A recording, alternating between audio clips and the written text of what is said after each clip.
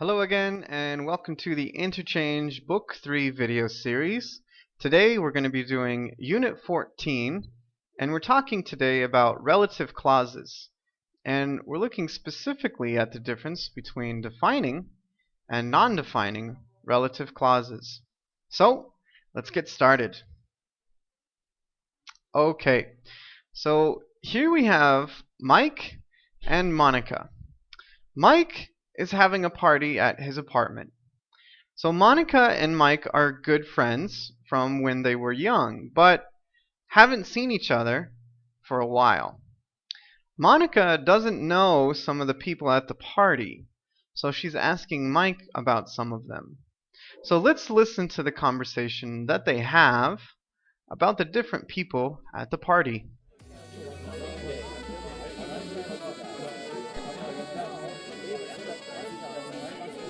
Hey, this is a great party, Mike. Thanks so much for inviting me. Yeah, no worries, Monica. I'm just glad you could make it. It's been a long time since I saw you last. Yeah, it's been a long time. I don't recognize many of your friends anymore. Really? Like who? For example, I don't think I've ever seen that guy over there. Which guy? Are you talking about the guy that is in the yellow shirt? Who, John? No, I know who he is. Remember, he used to date my roommate, who I hated in college. Oh yeah, that's right. I almost forgot that they went out for a little while. I'm talking about the guy who was dancing with that girl over there. Oh, Peter! Yeah, he's my new coworker that I was telling you about.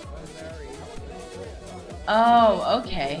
He's the guy that you share an office with, right? Yeah, that's him. And so Peter, who loves to dance obviously, is dating the girl in the green sweater. Ah, okay. Who's that other girl? You mean the girl who Peter's dancing with? That's my cousin Ashley. No, not her. I met Ashley at your brother's wedding last year, remember?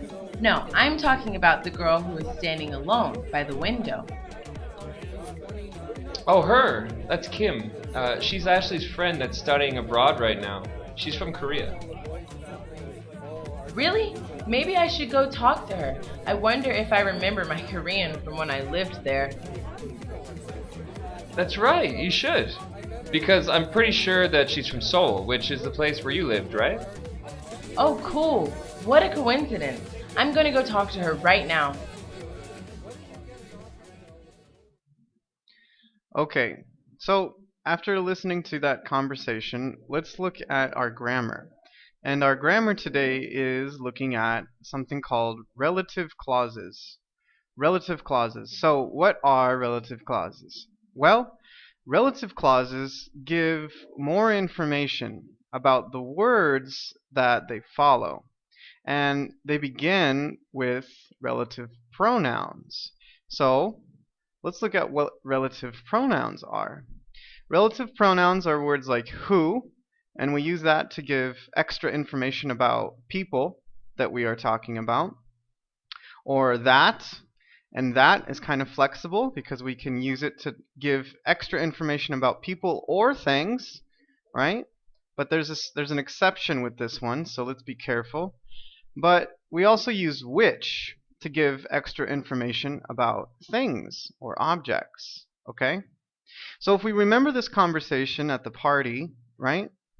Monica says, "Hey, which guy is Peter? Which guy is Peter?"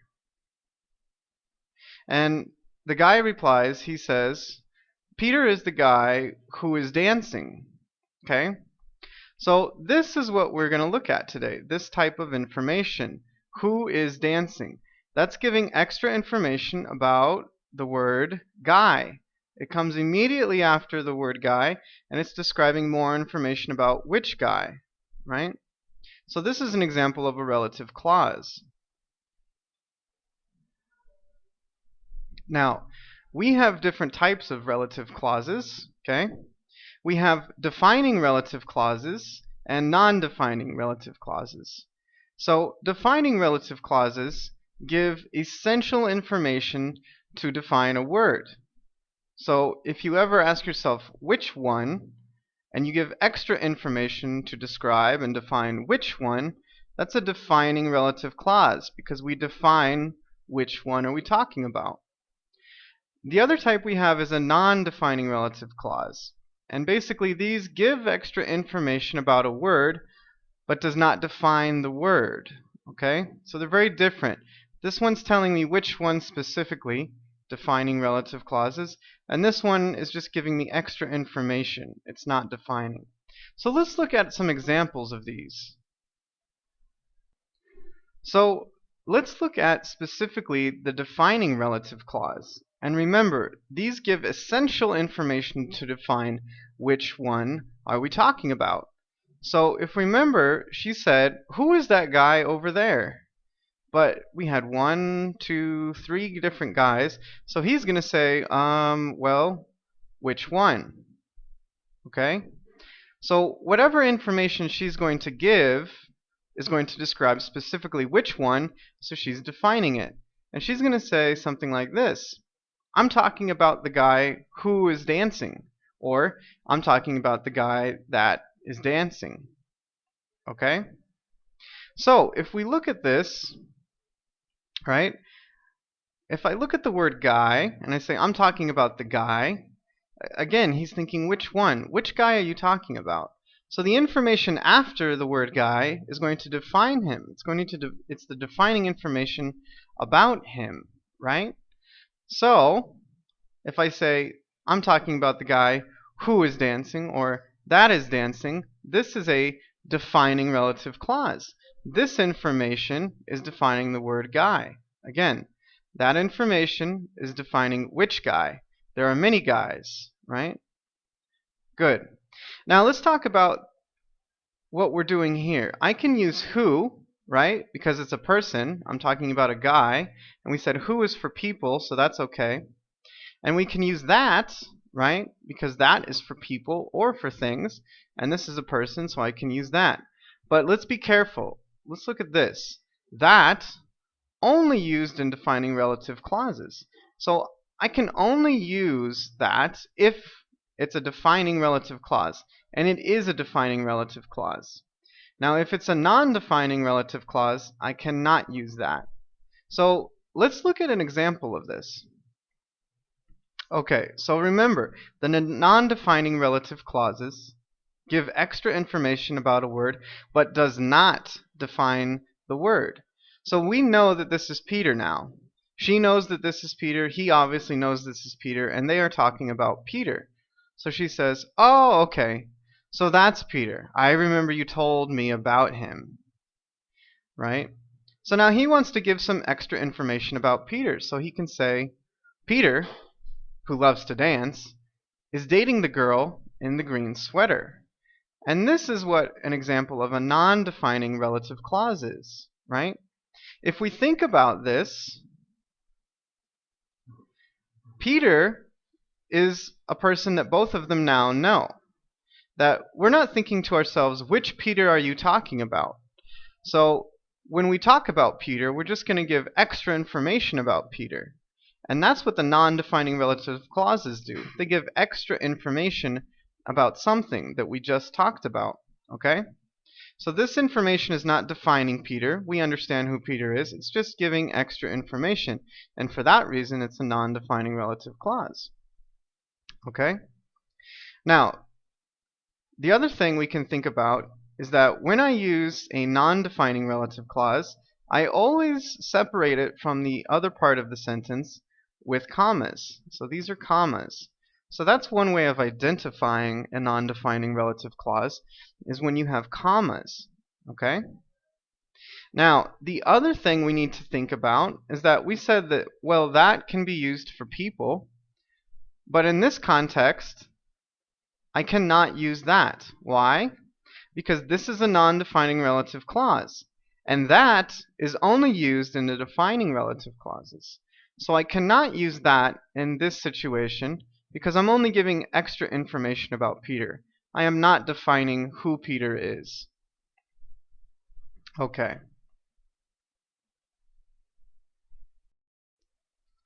Okay, so let's do some extra practice.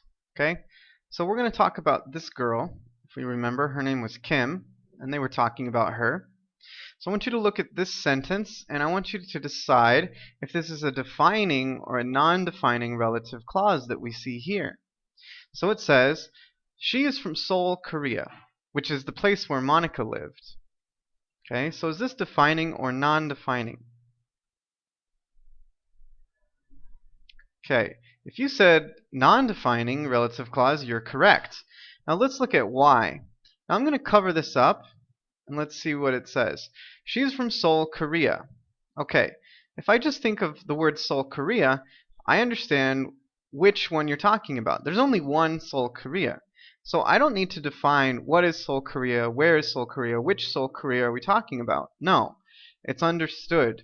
So I'm just going to give extra information about that. So if it's extra information, remember that's a non-defining relative clause. So that's why this is non-defining. Now let's look at another reason. She's from Seoul, Korea, which is the place where Monica lived. I'm using a comma, and remember that with non-defining relative clauses, we use that comma to separate it from the other part of the sentence. Okay? A good way to think about non-defining relative clauses is to think, does this make sense? She's from Seoul, Korea. Okay, yeah, that makes sense. I don't need any extra information to understand this sentence, to understand what are we talking about. Okay? So if it makes sense, then I know that the extra information is always non-defining, right? Now, remember, in non-defining relative clauses, we can use which, but we cannot use that, right? Even though I'm talking about a place, which is technically a thing, I cannot use that. Why? Well, remember, that is only used in defining relative clauses. And because this is non-defining, we cannot use that. We can only use which. Or if it's a person, who. Okay? Now let's look at the next one. So again, this girl, she's Ashley's friend that is studying abroad right now. So this is the relative clause, but is it defining or non-defining? If you said defining, you are correct.